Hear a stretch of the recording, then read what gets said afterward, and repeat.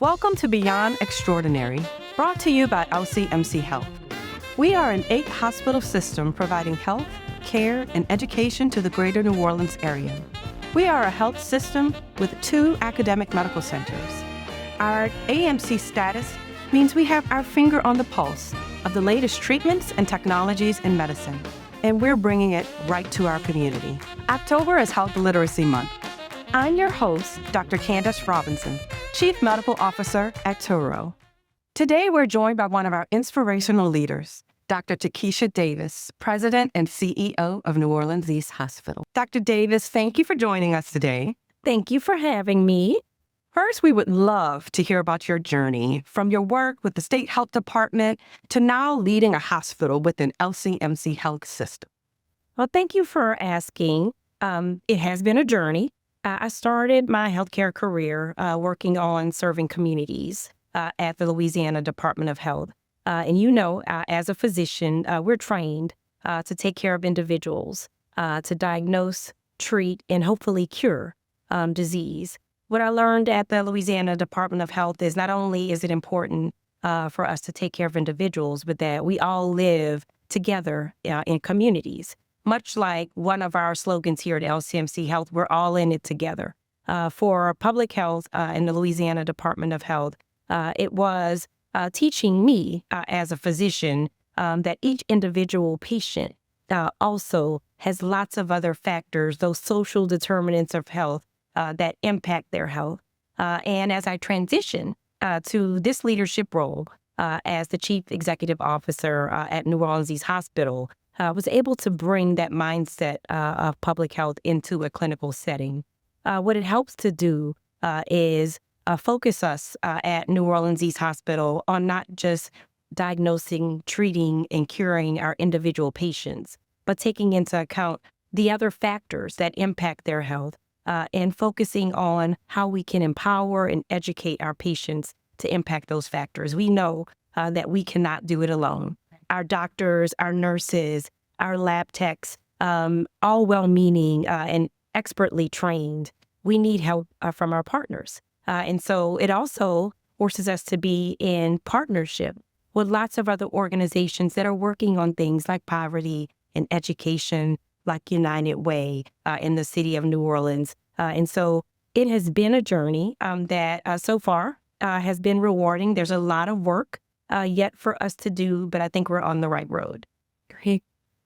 Building off that, what lessons learned from working in the public health sector have you brought with you to New Orleans East Hospital? I think the biggest lessons that I've brought with me are around prevention and education.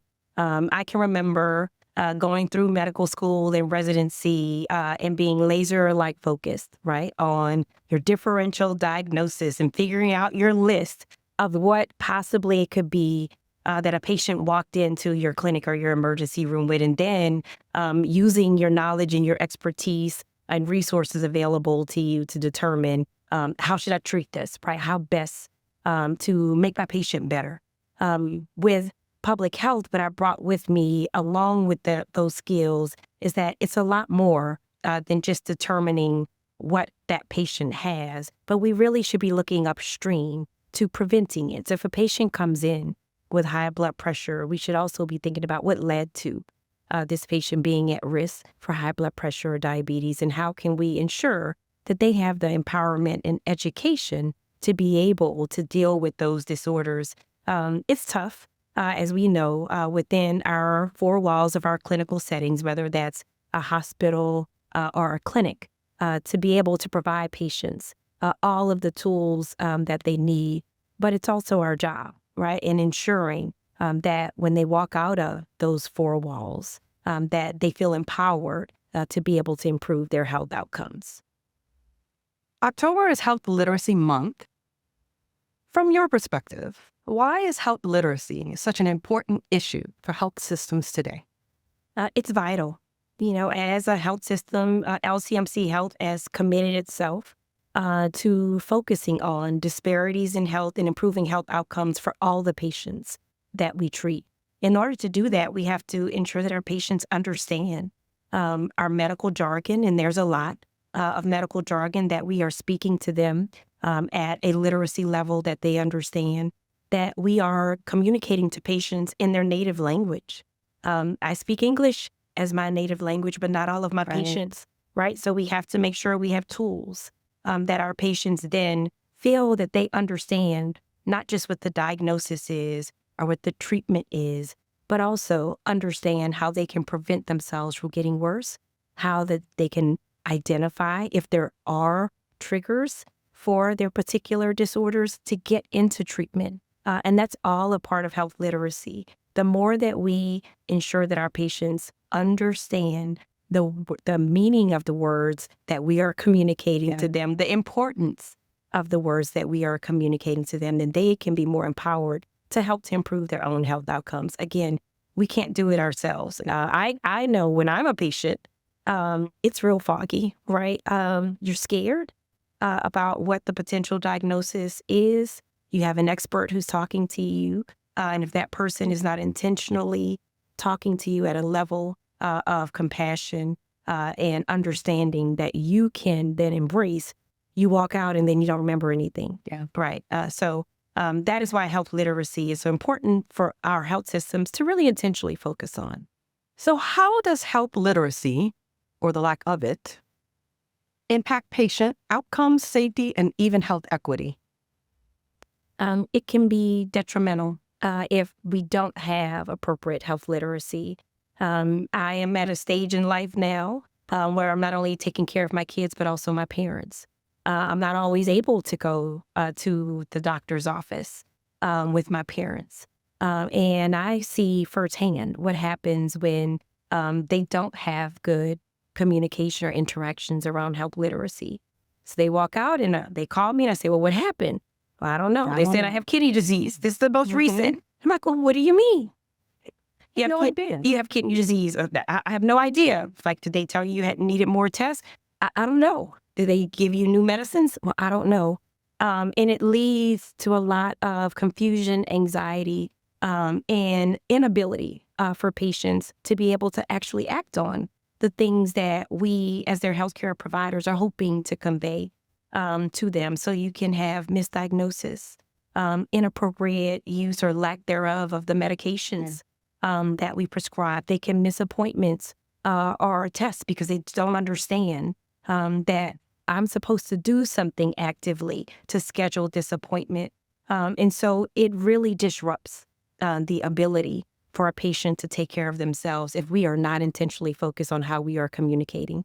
On the flip side, if we are providing appropriate education to patients and giving them tools to be able to contact us if they do have questions, right? So your daughter does ask that question. Well, I'm not sure. Well, let me call or use my patient portal to ask that question to my doctor. Those tools are extremely important for getting the clarity that you need and helping our patients feel safe and cared for. Why is this so important for the public, especially in historically underserved communities like New Orleans East? In New Orleans East, the community that I serve, we already have systemic disparities in healthcare that are rooted in geography, in history, in lack of access, and health literacy just compounds that. So for those communities where for many, many centuries, there has not been adequate partnership with their providers and understanding, it is important for us to implore upon our providers the importance of being in partnership with their patient. That means we can't just be patriarchal and saying, this is what you should do. This is how many times you take this medicine. You should eat this many fruits per day, all those things, and not understanding that I don't have access to fruits and vegetables in my neighborhood. Maybe it's a food desert. I don't have access to those medications because they're not pharmacies in my neighborhood. But understanding how we can get them to the tools that they need. And it's extremely important, particularly in these neighborhoods, because there's almost an expectation in neighborhoods like New Orleans East that have been historically forgotten, that they don't deserve the highest quality of care. And they just accept whatever there is that is provided to them. It's why we see over and over patients coming into the emergency department for preventable illnesses or things that we should have been able to predict, right? If you can't get your medication after 8 p.m. In your community, then I should send you home with doses of that medicine to get you to 8 a.m. when that pharmacy reopens. So health literacy and that partnership with our providers in our community in places like New Orleans East, other communities that are marginalized, is even more important for improving the health outcomes of those individuals in the communities on a whole. Absolutely. What programs or partnerships do New Orleans East Hospital and LCMC Health have to help promote health literacy across the greater New Orleans area? I think that I'll start with LCMC Health first as our overarching system, that all of our LCMC Health hospitals are committed to providing programming and opportunities for educational empowerment for patients. So whether that be at New Orleans East or West Jefferson Medical Center or Touro or UMC, all of our hospitals have programs where we provide educational empowerment for patients. So we bring patients in for education around diabetes, cancer screening, and so much more. And those programs are important to allowing our community members not only to learn information, but to ask questions, to feel that they are now have an advocate for them in our hospitals, and that we're not there just for their sick care, but their well care. LCMC has taken that to another level in partnering with the City of New Orleans on the Be in the Know program. It is a health literacy program where we are bringing educational materials, sessions, and opportunities across the metropolitan area. So not just in our hospitals, but to libraries and community centers, churches, and partnering to say these are basic skills that we should all be comfortable with. You know, it's scary going into the doctor's office, even as a doctor, right? It's scary going into the doctor's office. And even though you tell people you should ask questions, you should advocate for yourself, sometimes you don't know how to do that. So providing those tools and saying it's okay to say, wait a minute, I don't understand what you said. I don't understand. Found what you said. Maybe I can look it up afterwards. That's what the Be in the Know program is. New Orleans East Hospital, we are really intentional about those partnerships. We invite our community members in for those sessions, whether it's about learning about their joint surgery before and after, their diabetes and how to treat it, or how to eat healthier in a city where we're not known for eating healthy, or going out with our mobile teams and providing health education to seniors or to students. Those are the types of programs that we provide across the continuum in LCMC Health. Those are great. So what role does technology, like patient portals, apps, or telehealth, play in making health information more accessible?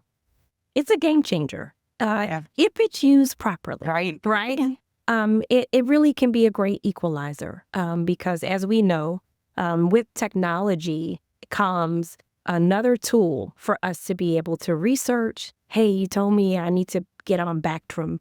Let me figure out what that is. And then I can communicate with you saying, well, this, information says that there is a side effect, and I can be in partnership, feel empowered with my provider and talking to you about, well, that though they have to give you all those side effects, but the likelihood is very low. But if it happens, here's what you do. So it provides access for those who historically may not have had access to their providers all the time, right? And so our portal is a perfect example of that, of being able to get your refills on your medications, ask questions, schedule appointments without having to call people and hope be placed on hold. When, we know our patients are very busy, whether that's with school, with work, with family.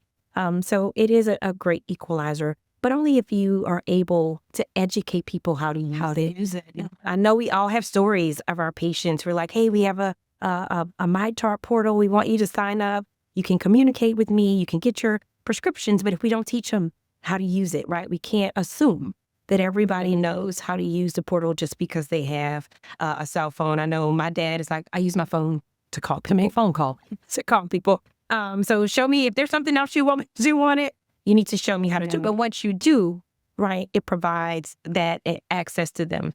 Telehealth also provides access to services to our community members who may be geographically challenged, may not be able to come physically in to an office because they're at work or they don't have the ability to get to those locations. But they can actually then see their doctor, right, through their smartphone. You can have your doctor to do a visit and tell you if everything's okay, or maybe you do need to come in via telehealth. And I have been pleasantly surprised by the number of our patients who utilize the service, not just our young people that we know do everything with a smartphone, but even our more seasoned patients, right, have found telehealth as an option to be able to use, particularly for those visits in between well visits, where they just have questions or maybe something just doesn't quite feel right, or I don't know if I'm taking my medication correctly. You can have a nurse visit or a visit with your doctor there right from your home